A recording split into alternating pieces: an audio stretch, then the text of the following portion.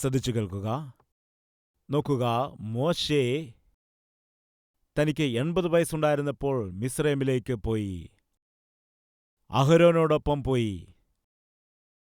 അവിടെ ചെന്ന് ഫറവോന്റെ മുൻപിൽ നിന്നു. ധൈര്യത്തോടെ ഫറവോനോട് സംസാരിക്കുന്നു. ഭയപ്പെടാതെ ഫറവോനോട് പറയേണ്ട കാര്യങ്ങളെല്ലാം പറയുകയാണ്. അങ്ങനെ എല്ലാ കാര്യങ്ങളും പറയുന്ന സമയത്ത് ഒരു യൗവനക്കാരൻ മോശയെ നോക്കിക്കൊണ്ട് നിൽക്കുകയാണ്. മോശയ്ക്കെത്ര ധൈര്യമാണ്! അല്പം പോലും ഭയമില്ല. ഈ ഫറവോനെപ്പോലെ ഒരു ചക്രവർത്തിയെ നേരിടുവാൻ എത്ര ധൈര്യമാണ് എന്ന് മനസ്സിൽ പറഞ്ഞുകൊണ്ട് ഒരു യൗവനക്കാരൻ ആ മോശയെ തന്നെ നോക്കി അങ്ങനെ നിന്നുപോയി. മോശയെ കണ്ടുകൊണ്ട് അത്ഭുതപ്പെടുവാനിടയായി. മോശയെ തന്നെ അനുഗമിക്കണം എന്ന് മനസ്സിൽ തീരുമാനിച്ചു. അപ്പോൾ അവന്റെ പ്രായം 40 വയസ്സാണ്. മോശയും അഹരോനും എവിടേക്കെങ്കിലും പോകുകയാണെങ്കിൽ ഈ പയ്യനും അവരുടെ പിറകെ പോകും. അവരെവിടെയെങ്കിലും നിൽക്കുകയാണെങ്കിൽ അവിടെ ചുറ്റിപ്പറ്റി നിൽക്കാൻ തുടങ്ങും. പിന്നീട് അവരെ ഓരോ കാര്യങ്ങൾ ചെയ്ത് സഹായിക്കാൻ തുടങ്ങി. എന്തെങ്കിലും ഒരു പണി പറഞ്ഞാൽ പെട്ടെന്ന് തന്നെ അത് ചെയ്തു കൊടുക്കുമായിരുന്നു. അങ്ങനെ ആ പയ്യൻ എപ്പോഴും ഇവരുടെ കൂടെ നിൽക്കുന്നു. നല്ല ചുറുചുറുക്കോടെ നിൽക്കുന്നു. ഇവരെ സഹായിക്കാനായിട്ട് ഓടിവരുന്നു. ഇത് ശ്രദ്ധിച്ചതായ മോശ ആ പയ്യനെ വിളിച്ചു. എന്നിട്ട് ചോദിച്ചു, നീ എപ്പോഴും എൻ്റെ പിന്നാലെ നടക്കുകയാണല്ലോ. എന്തെങ്കിലും കാര്യം പറഞ്ഞാൽ നീ പെട്ടെന്ന് തന്നെ ചെയ്യുന്നുണ്ടല്ലോ. ഒരു കാര്യം ചെയ്യ്. ഇന്നു മുതൽ നീ എൻ്റെ സഹായിയായി എൻ്റെ കൂടെ തന്നെ കൂടിക്കൊള്ളുക. അവൻ പറഞ്ഞു, അതിനേക്കാൾ ഭാഗ്യം മറ്റെന്താണ്? നിശ്ചയമായിട്ടും ഞാൻ അങ്ങയുടെ സഹായിയാകാം. എന്നോട് എന്ത് പണി ചെയ്യുവാൻ പറഞ്ഞാലും അത് ഞാൻ ചെയ്തുകൊള്ളാം.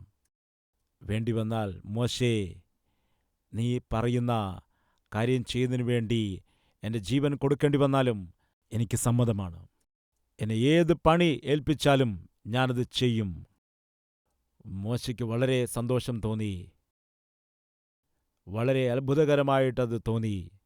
ശരി, എന്നോടൊപ്പം നിൽക്കുക എന്ന് പറഞ്ഞുകൊണ്ട് മോശെ ആ പയ്യനെ തന്നോടൊപ്പം നിർത്തുവാനിടയായി.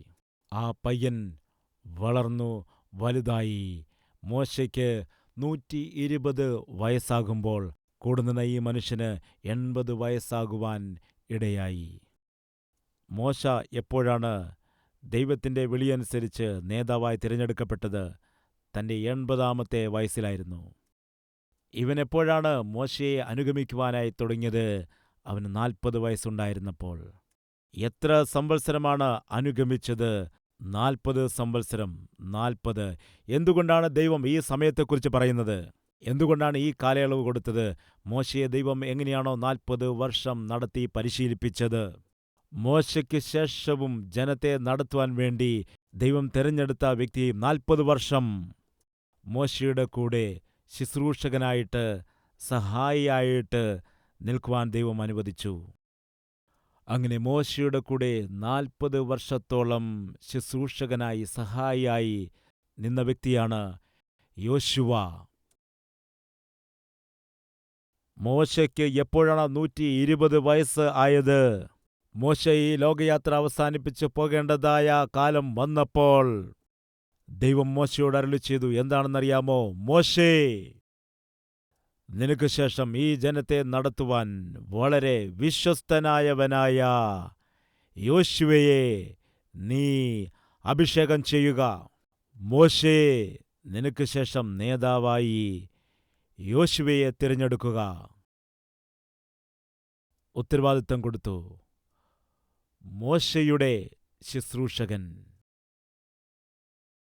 മാത്രമല്ല, അമാലേക്യരുടെ നേരെ ചെന്നിട്ട് യുദ്ധം ചെയ്യുക എന്ന് പറഞ്ഞപ്പോൾ ശുശ്രൂഷകനായിരുന്ന, മോശയെ പരിചരിക്കുന്നവനായ, മോശയുടെ കൂടെ ഏതു സമയത്തും വിശ്വസ്തനായി നിന്നതായ യോശുവയോട് ഒരു ദിവസം പറയുകയാണ്, യോശുവയേ, യജമാനനെ, പുറപ്പെടുക.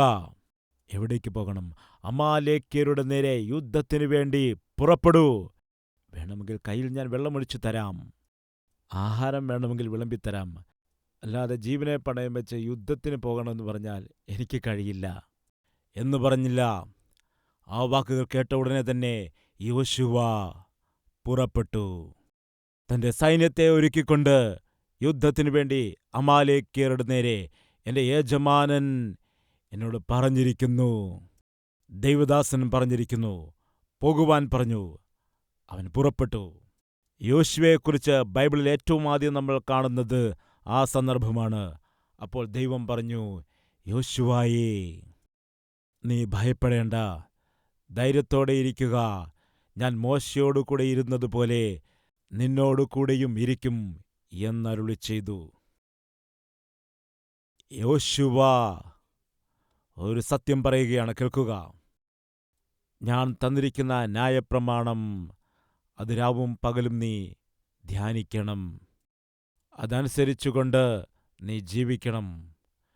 മറ്റുള്ളവർക്ക് നീ അത് ഉപദേശിക്കണം. നീ കാൽ വയ്ക്കുന്ന സ്ഥലമൊക്കെയും ഞാൻ നിനക്ക് തരും. സ്ഥലം നൽകാമെന്ന് പറഞ്ഞു. ആരും നിന്റെ മുൻപാകെ നിൽക്കുവാൻ ഇടയാക്കുകയില്ലെന്ന് പറഞ്ഞു.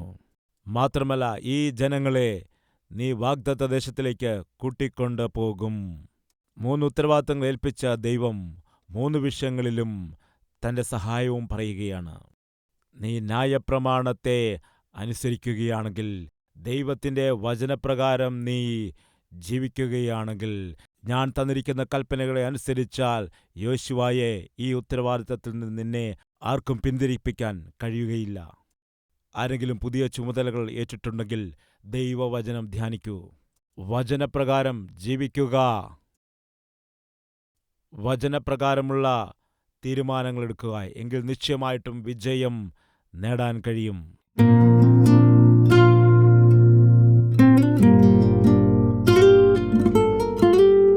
മഹാപരിശുദ്ധനായ പിതാവേ, യോശുവയ്ക്ക് ഒരു വാഗ്ദത്തം കൊടുത്തുകൊണ്ട് ഒരു ചുമതലയും ഏൽപ്പിക്കുകയാണ്.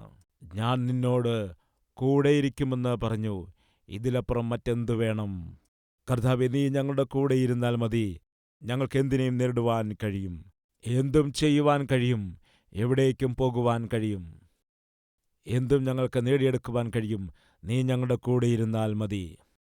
ഈയൊരു വാഗ്ദത്തം എല്ലാ ആളുകളും ഏറ്റെടുത്ത് ദൈവത്തിന്റെ വചനമനുസരിച്ച് എല്ലാവരും ജീവിക്കുകയാണെങ്കിൽ, ആ വചനത്തെ അനുസരിച്ചുകൊണ്ട് ജീവിക്കുകയാണെങ്കിൽ, കർത്താവേ, ഒരു ശത്രുവും ഞങ്ങളുടെ മുമ്പാകെ നിൽക്കുകയില്ല. ഞങ്ങൾ കാൽ വയ്ക്കുന്ന ഇടങ്ങളൊക്കെയും നീ ഞങ്ങൾക്ക് നൽകിത്തരും. ഞങ്ങളെത്തേണ്ടതായ ലക്ഷ്യസ്ഥാനങ്ങളിലേക്ക് നീ ഞങ്ങളെ കൊണ്ടെത്തിക്കും. ഈ ഒരു വിശ്വാസത്തോടുകൂടി ഞങ്ങൾക്ക് മുമ്പോട്ട് പോകുവാൻ, കർത്താവ് നിന്നെ അനുഗമിക്കുവാൻ, നിന്റെ സാന്നിധ്യമുള്ളവരായി പോകുവാൻ ഞങ്ങളെ സഹായിക്കണമേ എന്ന് യേശുക്രിസ്തുവിന്റെ നാമത്തിൽ അപേക്ഷിക്കുന്നു പിതാവേ. ആമേൻ.